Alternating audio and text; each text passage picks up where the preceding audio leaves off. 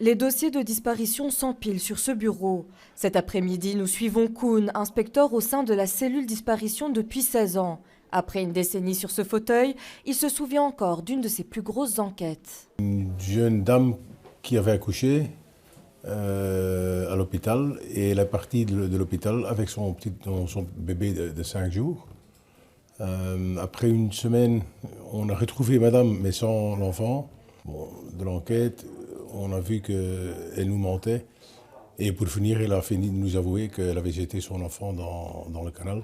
Entre l'analyse des paiements bancaires, des vidéos de surveillance ou encore des appels téléphoniques, rien n'est laissé au hasard.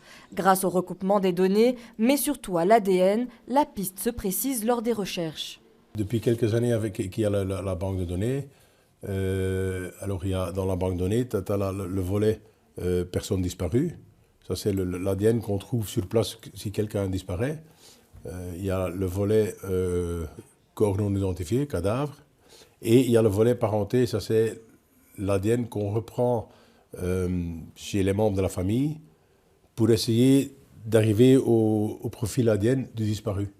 Quelques dossiers qui ont été résolus comme ça, quoi. 20 ans après sa création, la cellule fait face aux chiffres. On parle de 2015 où on est à 290 dossiers centralisés, où on passe à 445 en 2025. Donc il y a une évolution. Chaque année, des milliers de disparitions sont signalées en Belgique. La plupart sont résolues rapidement, mais certaines enquêtes durent longtemps. On ne va jamais classer un dossier disparition.